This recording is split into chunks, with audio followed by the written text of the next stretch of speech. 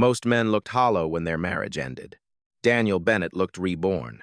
He stood in the hallway outside Courtroom 304, using the long pane of courthouse glass as a mirror. The reflection gave him back exactly what he wanted to see, a man still in control. His bespoke Italian tie lay perfectly centered against a white shirt that cost more than most people's monthly electric bill. He adjusted it anyway, smoothing the silk with 2 careful fingers, then straightened the cuffs of his charcoal suit until the gold links caught the fluorescent light. The hallway smelled like lemon polish and stale coffee. To Daniel, it smelled like victory. His attorney, Richard Holloway, stood beside him with a leather briefcase tucked under one arm, flipping through a stack of papers with the relaxed precision of a man who had already billed the ending. Richard's silver watch glinted each time he turned a page. Everything about him suggested expensive confidence. The polished shoes, the surgeon-clean smile, the voice that never rose because it never had to. 90%, Daniel said, keeping his voice low, almost reverent. We got 90% of the liquid assets, Richard. Richard did not look up right away. We did, and the company stays entirely under my control. That, Richard said, finally glancing over with a thin smile, was the important part. Daniel let out a short laugh through his nose. It came out sharp, pleased, predatory. Bennett and Company, his company, the one people wrote about in glossy business magazines. The one that had just secured a government logistics contract so large it made lesser firms go feral with envy. The contract was real power, the kind that opened doors before you touched the handle. And in less than 10 minutes, if the judge signed the summary judgment the way Richard expected, all of it would remain his. The company, the Hamptons estate, the money, his life task, his freedom. Sarah would get a monthly stipend and whatever fragile dignity she could still carry out in a cardboard box.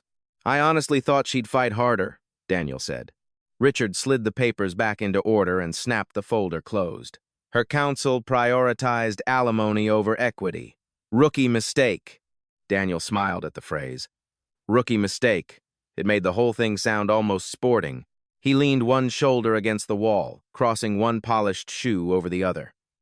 Down the hallway, a bailiff pushed through a side door with a stack of files. Somewhere deeper in the building, an elevator chimed. Shoes clicked over marble. A woman in a navy coat hurried past with her phone pressed to her ear. The courthouse moved with the dull, mechanical rhythm of a machine processing human failure. Daniel felt completely untouched by it. He pulled out his phone. The screen lit his face with a cool white sheen. He opened a text thread and typed fast. Done deal. Champagne on ice at the plaza. 1 p.m. He hit send to Jessica, his executive assistant of 6 months. The phone vibrated once in his palm. A tiny, satisfying pulse. Daniel slipped it back into his pocket and smiled at his reflection again. 42 years old, but money had a way of sanding years off a man. Skincare, trainers, tailored suits. The particular glow of someone who had spent half his life being told he was brilliant and the other half making sure the right people kept saying it. He had built everything from the ground up, or at least that was the version of the story he preferred. Sarah had been there in the beginning, yes. Back when the company lived on cheap coffee, investor lunches, and sleepless nights. Back when the apartment had smelled like printer toner and burnt toast and ambition, but that was ancient history now. She had become part of the wallpaper, quiet, useful, easy to overlook, a background sound in the symphony of his success. The absurd part was how little she had demanded. No war over the house. No dramatic fight for the company. No screaming in the hallways. Nothing. Just signatures. Silence. Surrender. Daniel shook his head and laughed again, louder this time. Richard arched one eyebrow. Try to look sad in there. I can act sad. I'm serious. Daniel pushed off the wall and began pacing the narrow stretch between the window and the courtroom doors. His shoes made soft, expensive sounds on the marble. I expected tears, at least outrage. Maybe she'd drag her father into this. But nothing. Radio silence. Richard gave a dismissive scoff. Arthur Sterling? Daniel smirked. He remembered Sarah's father in fragments. A gray-haired man with rough hands, quiet to the point of rudeness. At the wedding, Arthur had barely spoken. No sentimental toast, No fatherly speech. He had simply handed Daniel a vintage pocket watch, patted him once on the shoulder, and stepped away like a man dropping off a parcel. Daniel had sold the watch a year later to buy golf clubs. "I haven't seen the old man in years," Daniel said. "Retired watchmaker from Queens. What was he going to do? Fix my clock?" Richard laughed at that one. "I doubt he even knows what summary judgment means." Daniel stopped pacing. He slipped both hands into his pockets and looked through the courthouse window at the gray Manhattan skyline. Glass towers rose in the distance, hard and cold and hungry. They looked like the kind of buildings that belonged to him. "It's better this way," he said. Sarah was limiting. She wanted quiet weekends. Family dinners. She wanted me smaller.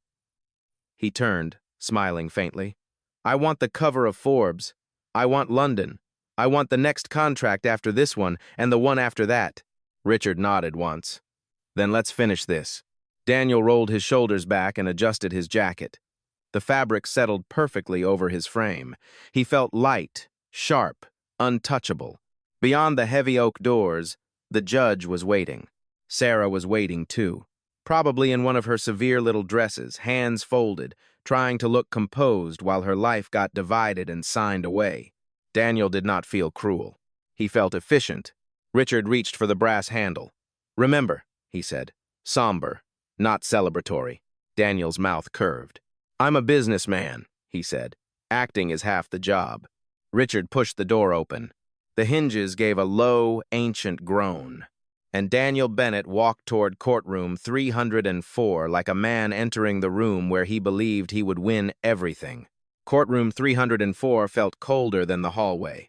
The air carried the faint scent of old wood, printer ink, and the quiet tension of people who had already decided how someone else's life would end.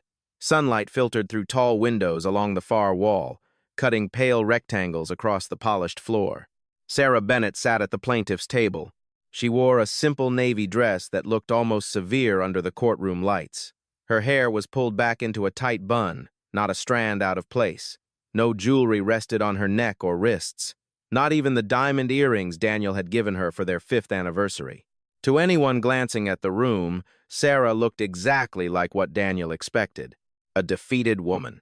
Her hands rested calmly in her lap, fingers loosely interlocked. She sat upright, shoulders relaxed, gaze forward. No trembling, no red eyes, no frantic shuffling of documents. Just stillness. Beside her sat Timothy Clark, the young attorney assigned to her case. His suit jacket was slightly wrinkled, and a yellow legal pad was already crowded with notes written in nervous handwriting. He flipped through a folder, dropped a pen, picked it up again, then immediately dropped it a second time. The pen clattered against the wooden table. "Sorry," Timothy muttered under his breath. Sarah didn't react. Across the room, Daniel and Richard took their seats at the defense table. Daniel pulled the chair back slowly, lowered himself into it, and exhaled with theatrical fatigue, as if the entire proceeding had already drained him. In truth, he felt nothing but anticipation. He ran a hand through his hair and glanced across the room for the first time. Sarah. For a brief moment he studied her carefully, almost curiously. She looked smaller than he remembered. Quieter. It suited the moment. He doesn't know Sarah and her father already own the code and the house. The thought belonged only to the audience of fate watching the room unfold. Daniel only saw a woman who had folded. Timothy leaned slightly toward Sarah, lowering his voice. "Mrs. Bennett, are you absolutely certain about this?" Sarah turned her head slowly. "Yes. We can still contest the property division," Timothy whispered. "The judge hasn't entered yet. If we request a recess, we could reopen negotiation on the equity split, the company alone." "I'm sure," Sarah said gently. Her voice was soft, but there was something steel-like beneath the softness. Timothy hesitated. "You helped build that company," he continued carefully. "You told me yourself you were there in the early development stage." Sarah's eyes drifted briefly toward the defense table. Daniel was speaking to Richard now, smiling faintly as if discussing dinner reservations rather than the collapse of a marriage. "I was there," she said quietly. Timothy leaned closer. "Then why let him walk away with everything?" Sarah watched Daniel for another long moment. "Because Daniel measures his life in things he can count," she said. Timothy frowned slightly. Money, she continued. Cars, square footage, contracts. Her eyes moved back to Timothy. If I take those things away, he fights. Timothy nodded slowly. But if I give them to him, Sarah said, her voice barely above a whisper, he lowers his guard. Timothy blinked. What do you mean? Sarah didn't answer immediately. Instead, she simply folded her hands again. Her expression was calm, too calm. Across the aisle, Richard leaned slightly toward Timothy with a polite smile. Tim, he said quietly, good to see you. Timothy straightened instinctively. Richard, I trust we're simply finalizing the agreement today, Richard continued smoothly. No surprises. Timothy swallowed. We are proceeding as discussed. Daniel finally turned his head toward Sarah. He gave her a sympathetic smile designed carefully for witnesses, court reporters, and judges. Sarah, he said warmly, loud enough for the stenographer to hear. You look well. Sarah looked at him. Her face revealed nothing. I'm fine, Daniel. Good, Daniel said. I know this hasn't been easy. He placed his hands on the table, projecting gentle concern. But this really is the best outcome for both of us. You'll be taken care of. The alimony arrangement is generous. You can finally focus on the things you enjoy. Sarah tilted her head slightly. What things? Daniel shrugged lightly. Painting classes, he said. For a fraction of a second, Timothy looked confused. Sarah didn't blink. Thank you for your concern. Daniel turned back toward Richard, suppressing the grin that threatened to break across his face. Painting classes. God. She had once mentioned wanting to paint landscapes during one of their endless quiet weekends in the Hamptons. He had barely listened at the time. Now it sounded like the perfect small life for her. Across the courtroom, the bailiff stepped forward. All rise. The scrape of chairs echoed across the room as everyone stood. Judge Evelyn Parker entered briskly through a side door, black robe swaying slightly as she approached the bench. Her glasses sat low on her nose as she scanned the courtroom with sharp, efficient eyes. She sat. Everyone followed. The judge opened the case file in front of her and adjusted her glasses. We are here for the final decree of divorce in the matter of Bennett versus Bennett. Her gaze moved briefly between the two tables. I have reviewed the settlement agreement. She paused. It appears heavily weighted toward the defendant. Richard stood smoothly. My client wishes to resolve this matter peacefully, Your Honor. Judge Parker raised an eyebrow. Mrs. Bennett, she said, turning toward Sarah, are you aware that New York is an equitable distribution state? Yes, Your Honor. You understand that you are entitled to a fair share of the marital assets. Sarah stood. I understand. And yet you are waiving your claim to the Hamptons property and to the intellectual property associated with Bennett and Company. Sarah nodded once. Yes. The judge studied her face carefully. Is that truly your decision? It is. Judge Parker exhaled quietly. Very well. She reached for the gavel resting beside the case file. If there are no further objections regarding the asset division, the heavy double doors at the back of the courtroom groaned. Every head turned. Someone had just entered. The sound of the doors carried through the courtroom like a slow crack in ice. Every head turned. A man stood in the doorway. He looked out of place among the polished shoes and pressed suits. His wool coat was worn at the elbows, the fabric softened by years of use. A flat cap shaded his gray hair. In his right hand, he carried a cane, not leaning on it, just holding it, the way someone might carry a walking stick more out of habit than necessity. Arthur Sterling. Daniel frowned immediately. For a second, he couldn't even understand why the old man was here. Great, he thought. The watchmaker decided to show up. Arthur stepped inside. The cane tapped once against the wooden floor. Click. The sound was small, but it carried. He did not look toward Sarah first. He did not look toward the judge. His eyes went straight to Daniel. Daniel felt something uncomfortable slide down his spine. He ignored it. Arthur moved slowly down the center aisle. His steps were measured, almost graceful, like someone who had spent a lifetime working with delicate mechanisms. Judge Parker had not yet lowered her gavel. Her eyes narrowed slightly. Sir, she said, voice firm, this is a closed hearing. Arthur stopped halfway between the gallery and the court floor. I object. The words were not loud. They didn't need to be. They landed in the silent courtroom like a stone dropped into still water. Daniel actually laughed. It slipped out before he could stop it. "Your Honor," he said, shaking his head with amused disbelief. "That's my father-in-law." A few quiet murmurs moved through the courtroom benches. Daniel leaned back in his chair, crossing one ankle over his knee. "He's a retired watch repairman from Queens," Daniel continued lightly.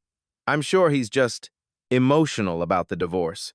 Richard stood, buttoning his suit jacket with practiced calm. "Your Honor," he said smoothly, "Mr. Sterling has no standing in this proceeding. This is a private matter between the two parties." Judge Parker's gaze returned to Arthur. "Sir, you claimed an objection. On what grounds?" Arthur took another step forward. The cane tapped again. Click. "I object to the distribution of assets," he said calmly. "Specifically the assets that do not belong to Mr. Bennett." The courtroom went still. Daniel smirked. "This is ridiculous." Richard turned toward the judge again. "Your Honor." "Sit down, Mr. Holloway." The judge's tone cut through the air like a blade. Richard hesitated, then slowly lowered himself back into his chair. Judge Parker leaned forward slightly. "That is a very serious statement, Mr. Sterling." Arthur nodded once. "Yes. Mr. Bennett is listed as founder and CEO of Bennett and Company," the judge continued. "The Hamptons property is registered in his name." Arthur did not argue. Instead, he slipped his free hand inside his coat. The bailiff shifted his weight instantly. For a brief second, the entire room held its breath. Arthur pulled out a folder. Not a thin stack of papers. A thick leather binder. The leather was cracked with age and tied shut with a simple red string. Arthur walked to the railing separating the gallery from the courtroom floor. Without ceremony, he tossed the folder toward the defense table.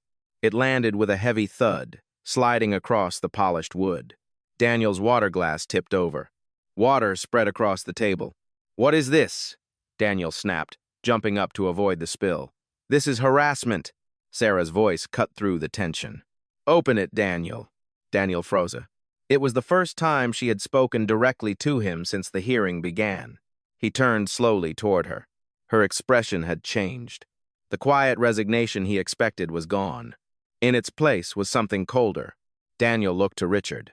Richard shrugged with visible irritation. "Let's just humor him," he muttered. "Then we'll have the bailiff escort him out." Daniel grabbed the folder. His fingers were tight with annoyance as he untied the string. The leather creaked softly as he opened it. The first page wasn't a legal document. It was a photograph. Black and white. Old. In the image, a much younger Arthur Sterling stood beside a tall man Daniel instantly recognized from business textbooks, a titan of American industry from the 1970s. They were shaking hands outside a factory building. Daniel snorted. "Nice picture," he said. "You met someone famous. Congratulations." Arthur didn't react. "Turn the page." Daniel rolled his eyes and flipped the photograph over. The next document was several pages thick. Typed. Stamped. Official. At the top of the first page, a title stretched across the paper. Sterling Family Blind Trust. The date beneath it made Daniel frown. 15 years ago. 5 years before he had even met Sarah. Daniel skimmed the first paragraphs impatiently. Legal jargon. Ownership structures. Property holdings. "Richard," Daniel said, sliding the paper across the table. "Take a look at this nonsense." Richard leaned in. At first he read casually. Then his eyes slowed. His expression changed. The confident ease drained from his face. Color disappeared from his cheeks. "Daniel," Richard whispered. Daniel frowned. "What?" Richard did not answer immediately. Instead, he scanned down the page again. Then he flipped forward several pages. Then back again. His voice dropped to a whisper.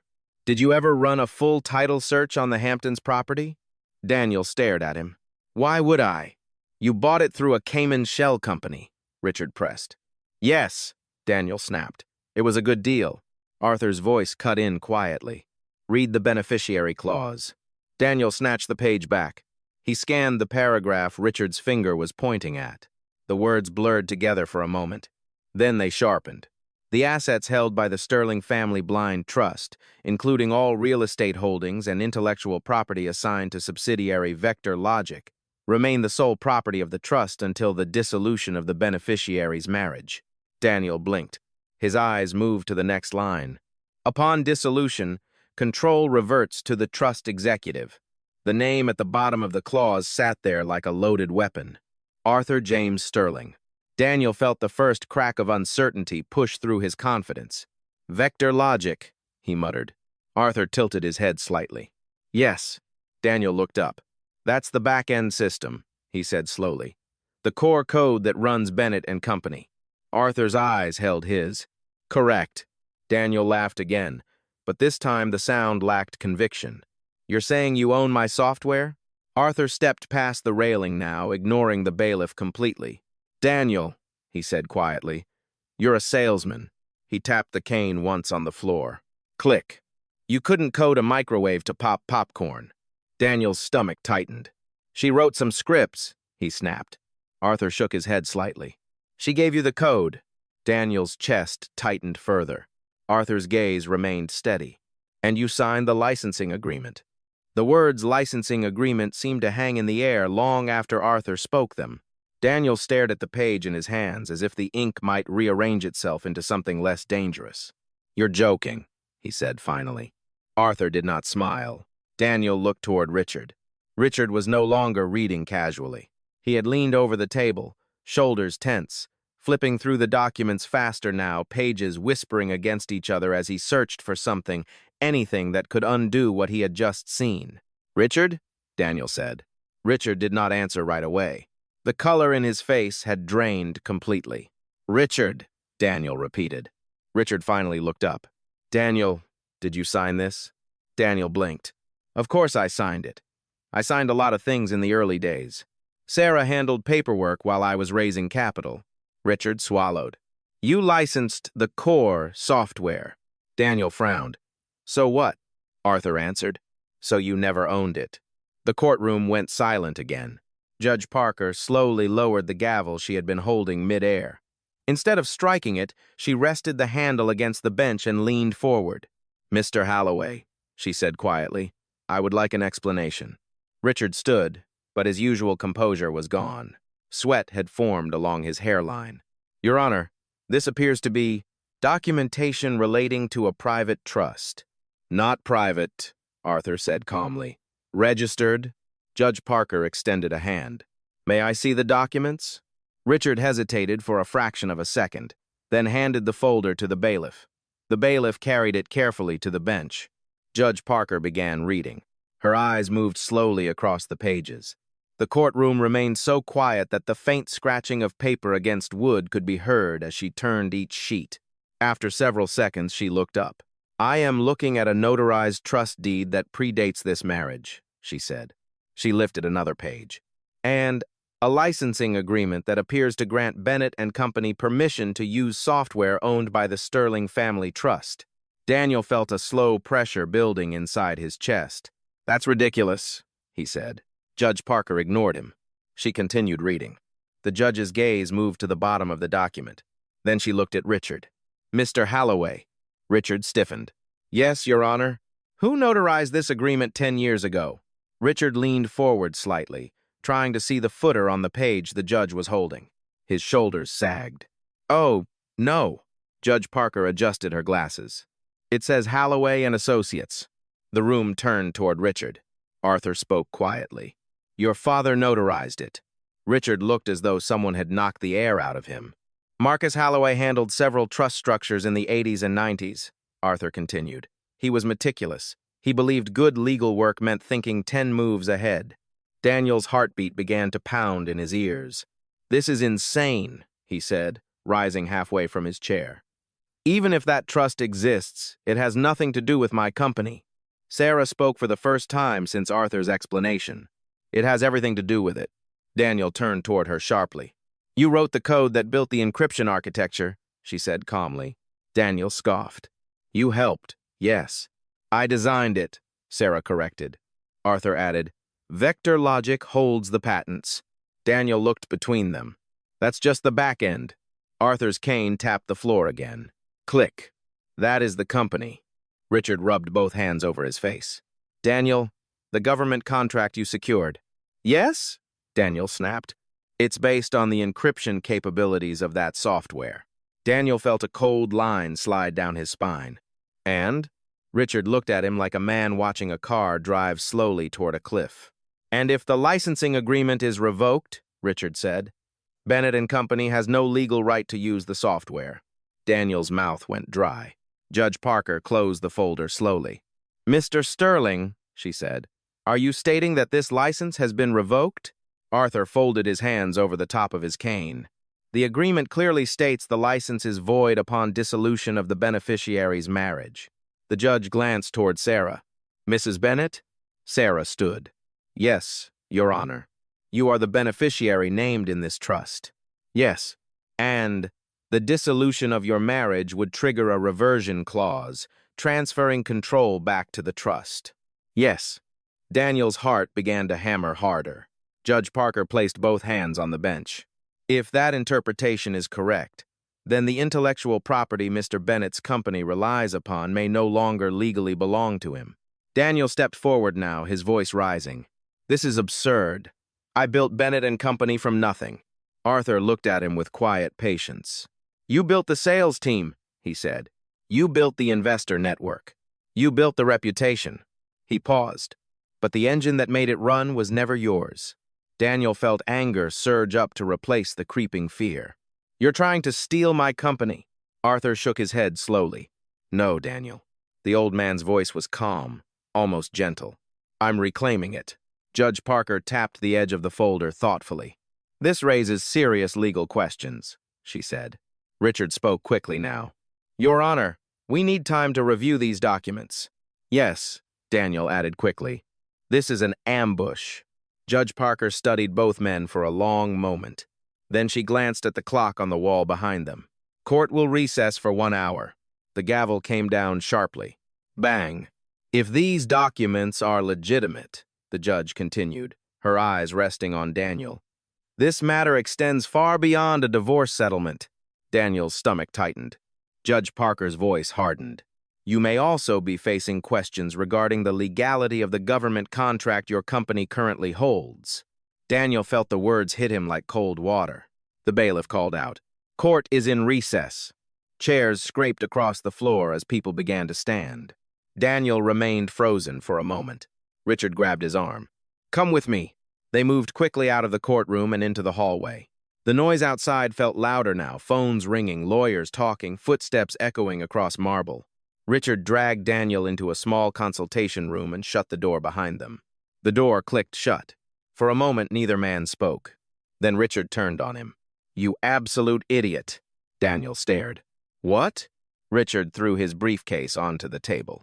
You told me her father was a watch repairman. He is. No, Richard snapped. He's the executive controller of a blind trust that owns the intellectual property your entire company runs on. Daniel felt his throat tighten. That doesn't mean he can just take it. Richard shook his head slowly.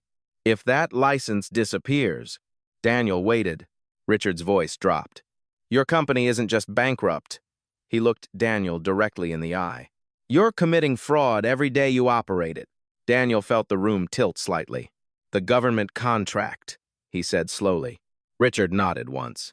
The auditors are scheduled next week. Daniel leaned back against the wall. A cold weight settled in his stomach. Without the license, Richard continued quietly, you promised them technology you don't legally control. Daniel whispered the words before Richard could. That's federal fraud. Richard didn't respond. He didn't need to. Daniel slid down the wall until he was sitting on the floor.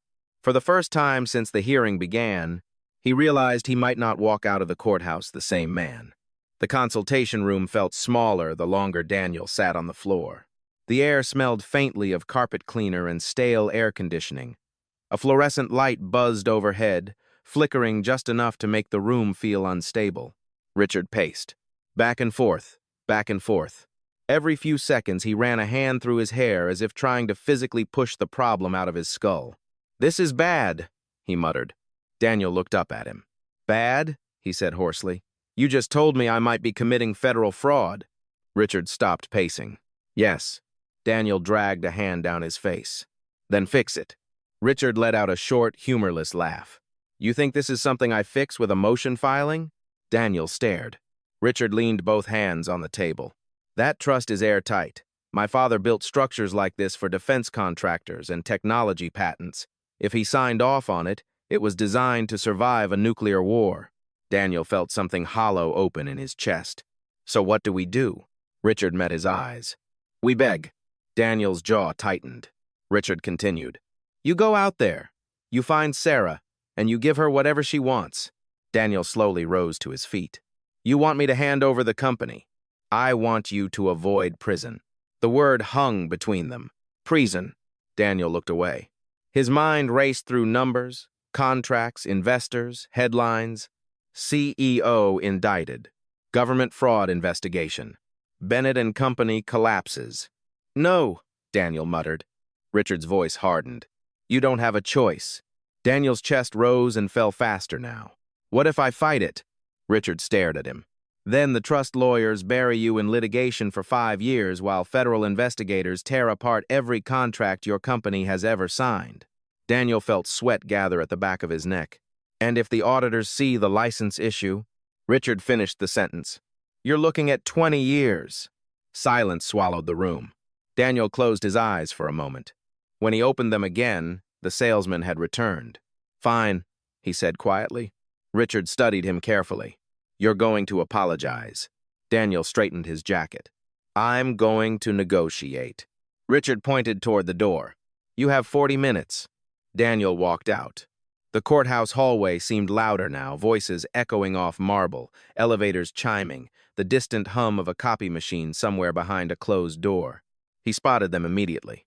Sarah stood near a tall window overlooking Manhattan.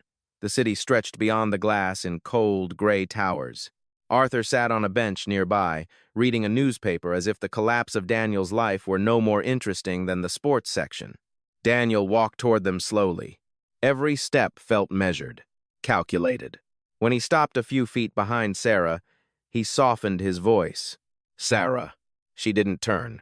You have 40 minutes, Daniel. Her tone was calm. Too calm. Daniel stepped closer. Can we talk? Just us. Arthur lowered his newspaper slightly but didn't move. Sarah turned slowly to face him. There hasn't been an us for a long time. Daniel forced a gentle smile. I know I made mistakes. Sarah watched him silently. The pressure of the company. It changed things, he continued. I lost sight of what mattered. He reached for her hand. Her fingers were cold when he touched them. I can fix this, he said quietly. Sarah's expression didn't move. I'll give you half the company. Arthur folded his newspaper now. 50%, Daniel continued quickly. Full partnership. Real authority this time. Sarah tilted her head slightly. Authority. Yes. Daniel leaned closer. We built this together. Sarah's eyes studied his face carefully, like someone examining a broken watch. You're scared. Daniel laughed nervously. Of course I'm scared. No, she said softly. You're scared of being poor. Daniel's smile faltered. You're scared your friends will see you as a failure. That's not... Sarah reached into her purse. She pulled out her phone. With a few taps, she opened something and held the screen up toward him. Daniel frowned. Then, his stomach dropped. A screenshot of a text message. 3 days ago. His message to his old fraternity brother, Mark.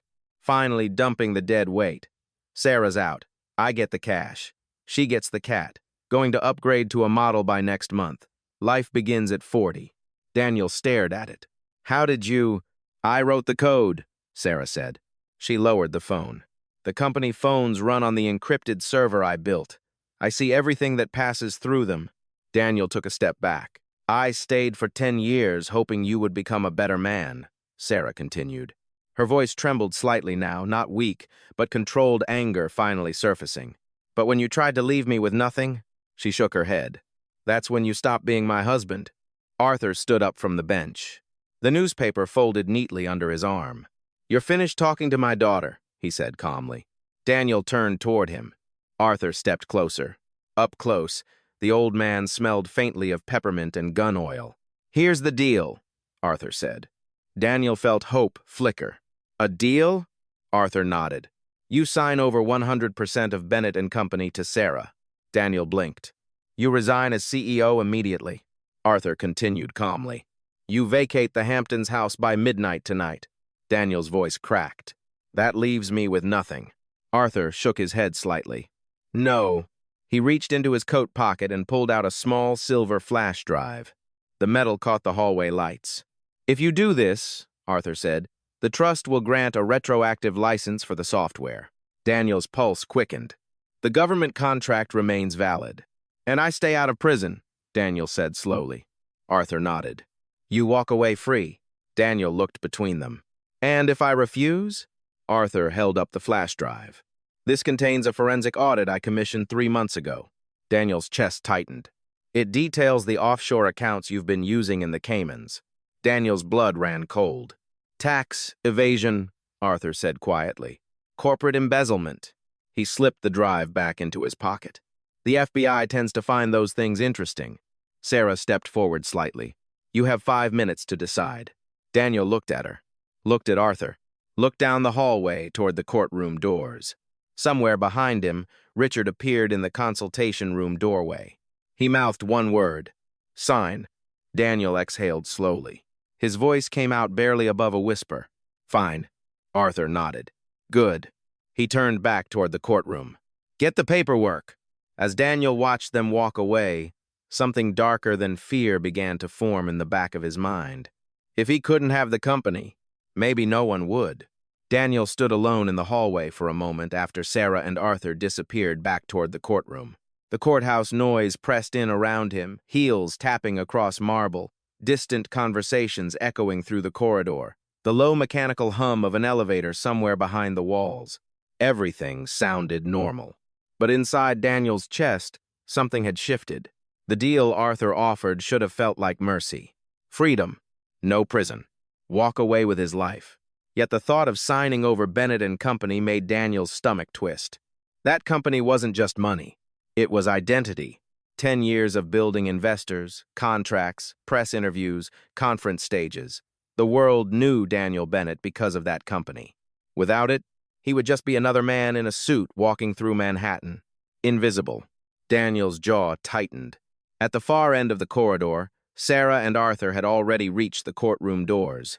Arthur held the door open while Sarah stepped inside beside Timothy, who was carrying a stack of papers that looked very much like the paperwork for Daniel's surrender. Daniel watched the door close behind them. A heavy, final sound. He reached slowly into his pocket and pulled out his phone. The smooth glass felt cool against his palm. For a moment, he simply stared at the screen. The reflection of the fluorescent lights flickered across it like a pulse. Then he scrolled through his contacts. Hundreds of names passed under his thumb: investors, clients, executives, politicians, assistants, people who had once returned his calls instantly. None of them could solve this problem. Daniel stopped scrolling.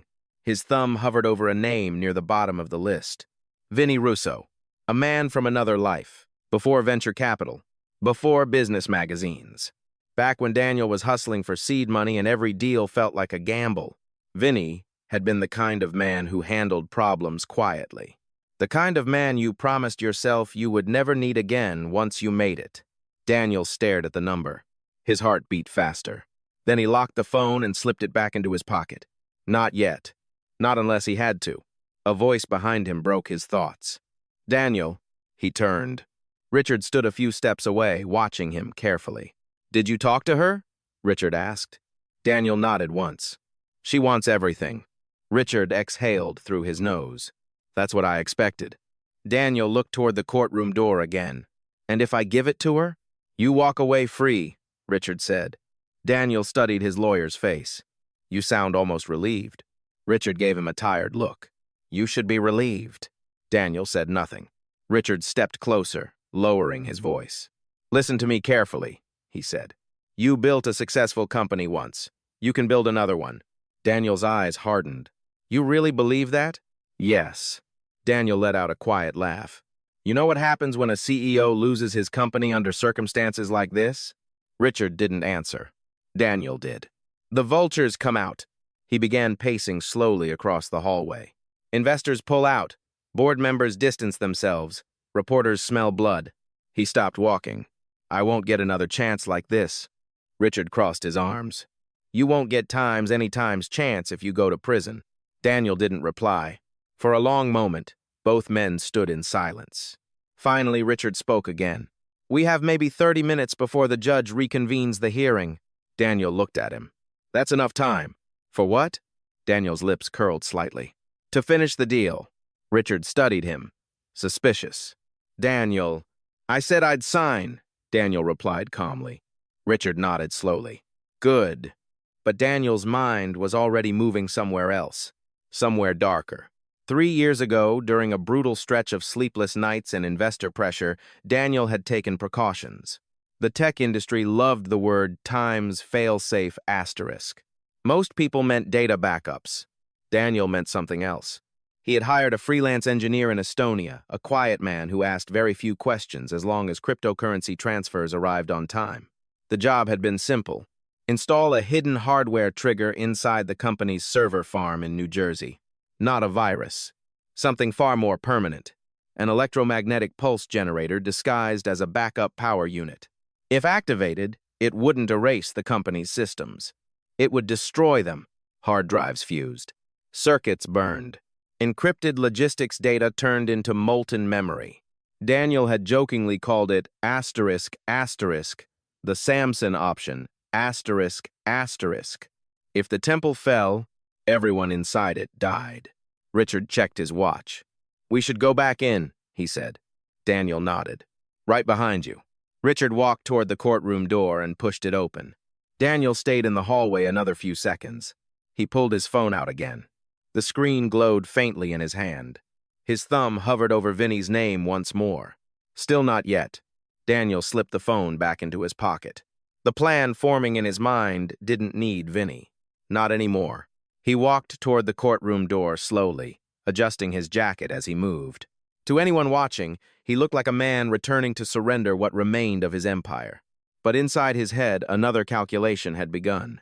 If Sarah thought she had won, she was wrong, because Daniel Bennett still had one final move left. And if he couldn't keep the company, he would make sure there was no company left to keep. When Daniel stepped back into the courtroom, the air felt heavier. The quiet had returned, but it was no longer the quiet of procedure. It was the quiet that comes before something irreversible. Judge Parker had not yet returned to the bench. The bailiff stood near the wall, arms folded, waiting. Papers were being organized at the plaintiff's table while Timothy Clark hurriedly wrote on a legal pad, his pen moving quickly across the page. Daniel walked to the defense table slowly. His posture looked defeated. Shoulders lowered, head slightly bowed. To anyone watching, he looked like a man whose empire had just collapsed. Richard leaned close to him as he sat down. Just sign it, Richard whispered. We walk out of here and you start rebuilding tomorrow. Daniel nodded faintly, but inside, his mind was moving with cold precision.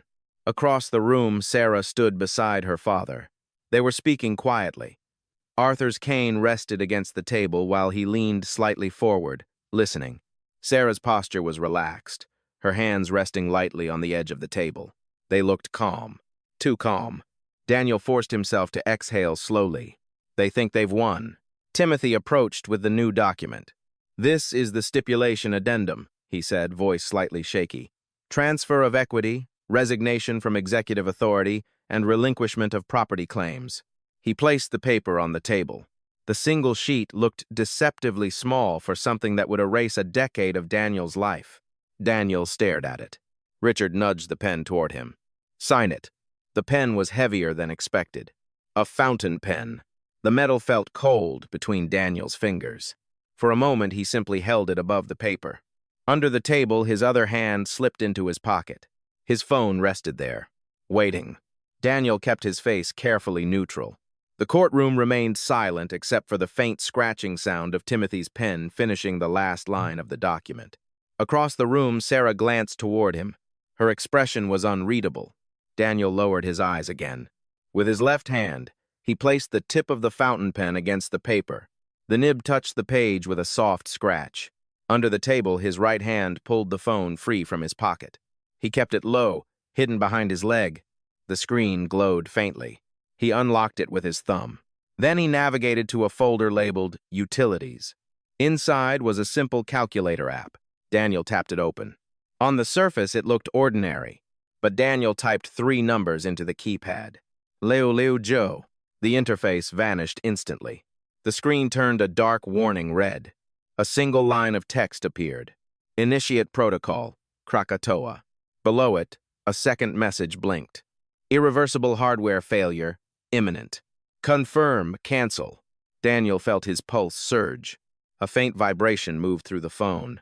Across the courtroom, Timothy finished writing and slid the paper toward Daniel. Whenever you're ready. Daniel looked up. Sarah was watching him again. Her face was calm, almost peaceful. It irritated him. He looked back down at the paper. His signature line waited.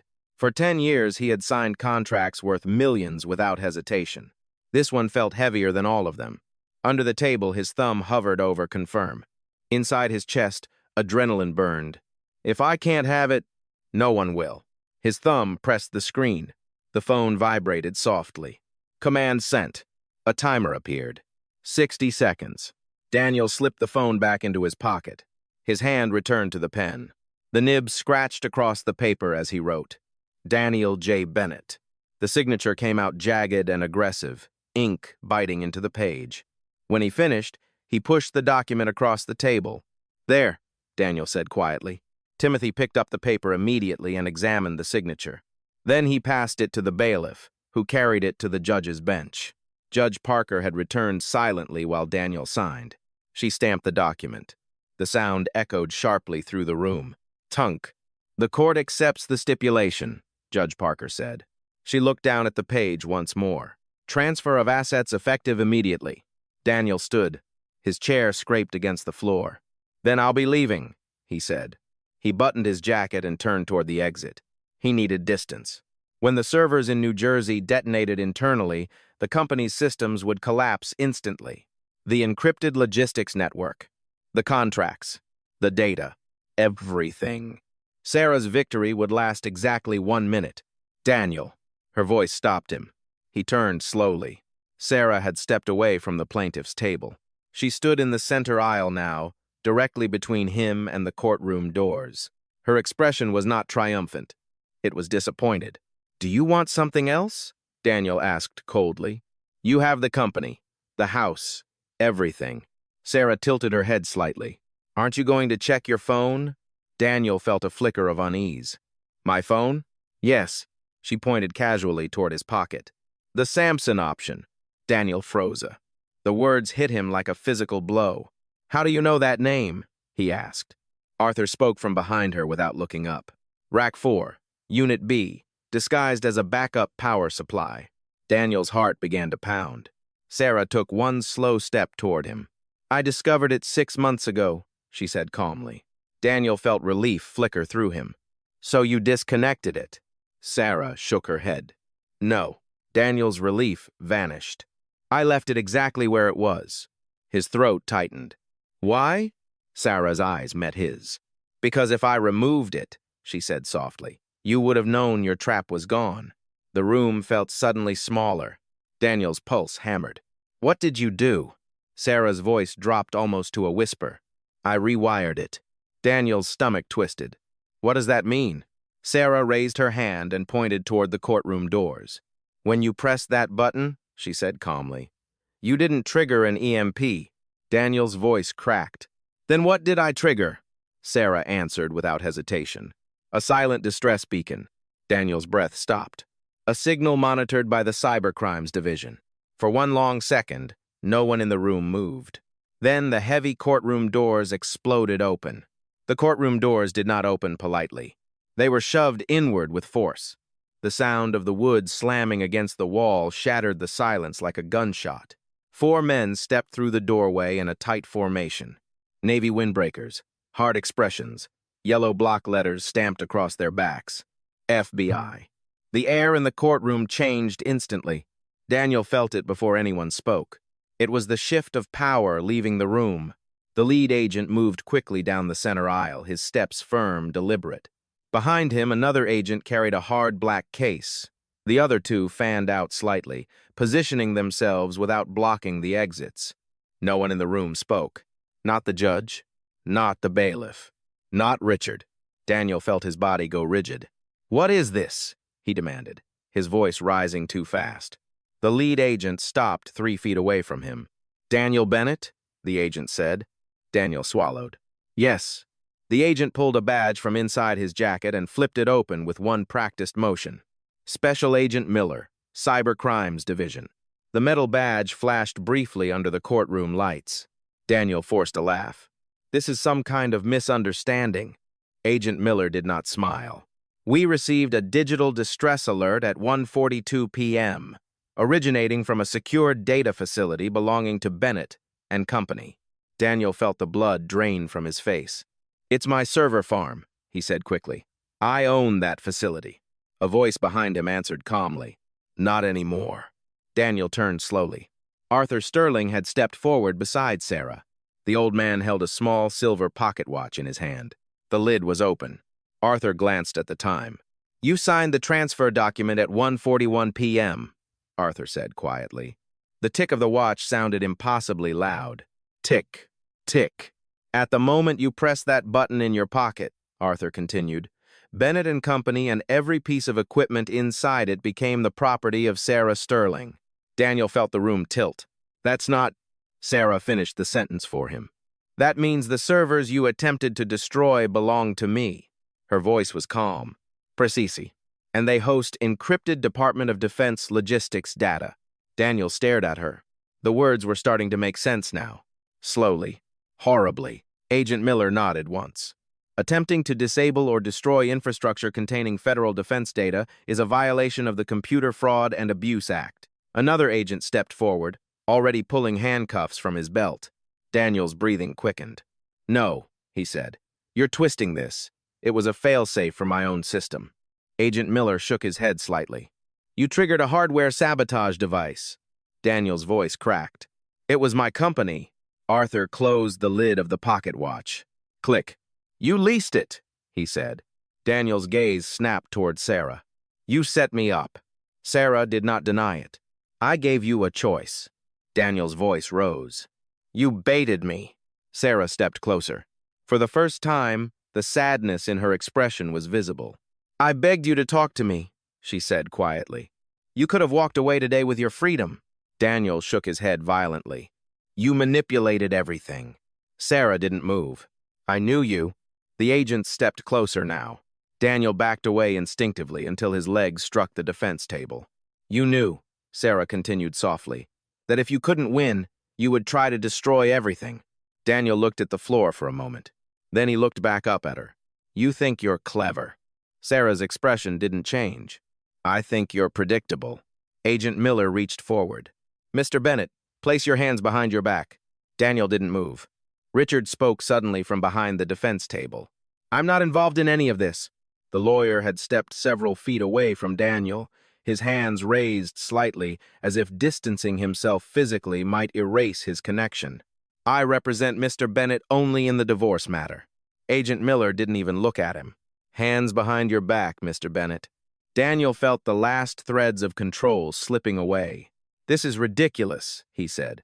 You can't arrest me for protecting my own company. Arthur spoke again. You no longer have a company.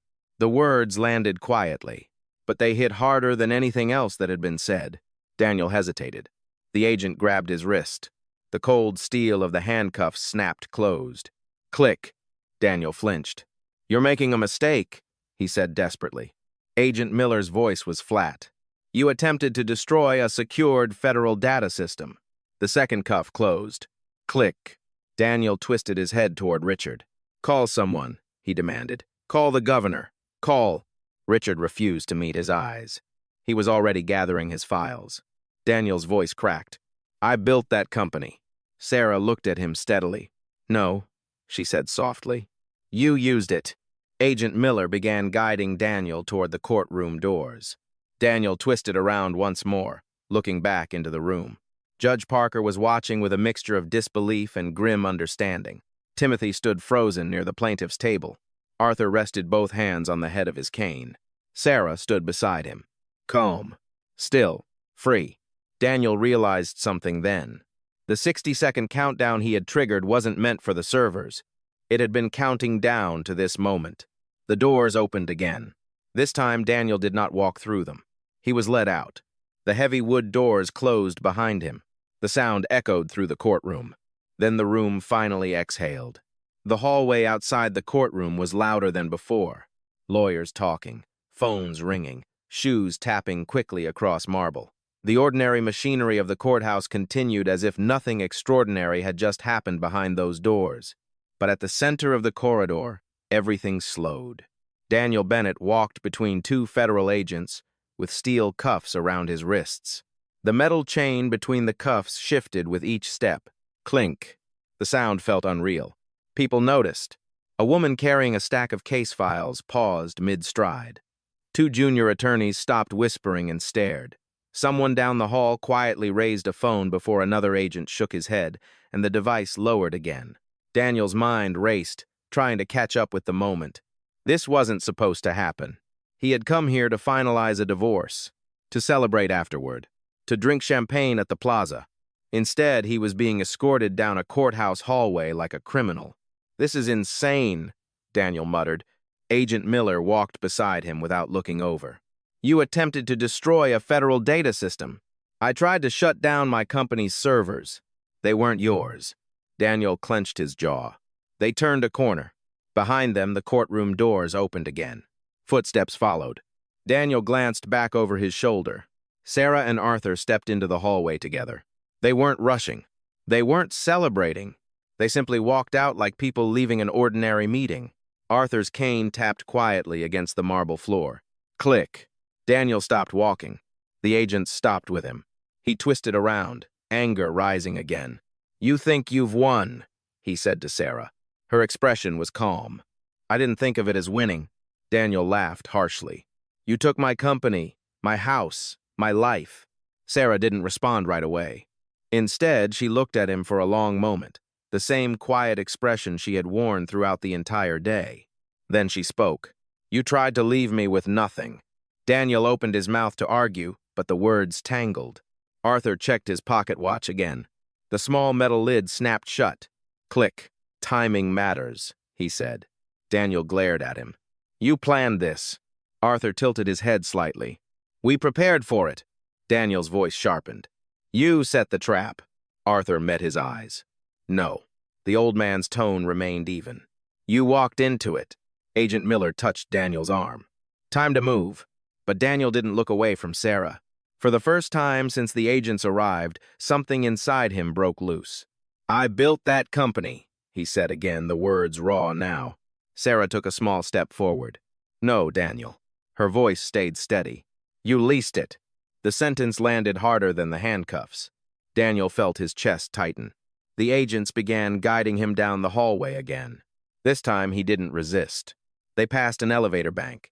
The doors slid open with a soft mechanical hum. Ding. Inside, the fluorescent lights buzzed overhead. Daniel stepped inside between the agents. The elevator doors began closing. Just before they sealed shut, Daniel saw Sarah one last time through the narrowing gap. She wasn't smiling. She simply stood beside her father, one hand resting lightly on Arthur's arm. For a moment, Daniel saw something he had never noticed during their entire marriage. Strength. Then, the doors closed. Thud. The elevator began to descend. Daniel stared at the steel wall in front of him.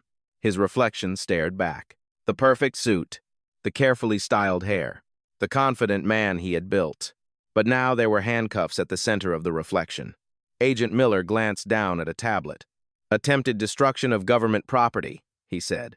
"Computer Fraud and Abuse Act violations." Daniel swallowed. "Wire fraud exposure related to the contract." Each charge sounded heavier than the last. The elevator slowed. Another ding echoed. The doors slid open to the ground floor. Two more agents waited near the exit. Daniel was guided forward. The courthouse lobby buzzed with movement reporters near the entrance, security guards watching carefully, people moving aside as the group passed.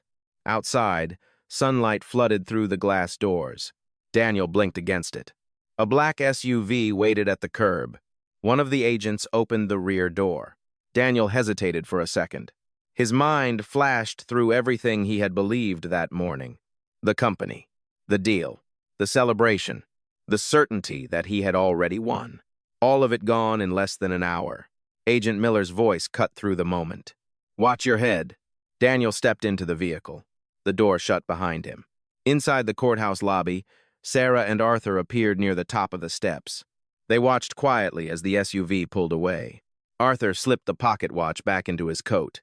Sarah exhaled slowly, the long breath of someone who had been holding it for years. The vehicle turned the corner and disappeared into Manhattan traffic. For the first time since the morning began, Daniel Bennett was no longer in control of where he was going. For a few seconds after the agents disappeared down the hallway, the courthouse seemed to hold its breath. Then the world resumed. A clerk shuffled papers at the bench. The stenographer flexed her fingers over the keyboard. Someone outside the courtroom laughed too loudly before the sound faded down the corridor. Judge Evelyn Parker leaned back in her chair slowly.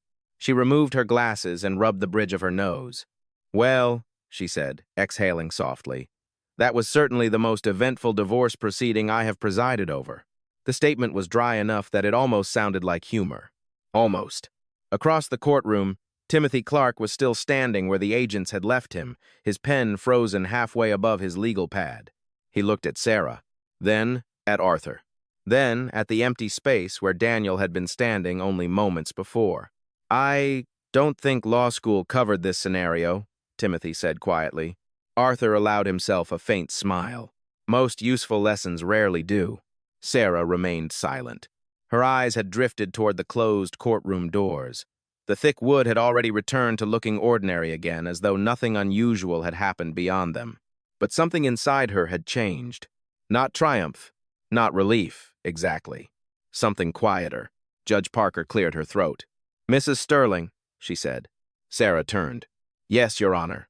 Based on the documents submitted and the stipulations signed by Mr. Bennett, the transfer of Bennett and Company is now legally recognized." The judge closed the folder with a deliberate motion. "You are now the controlling owner."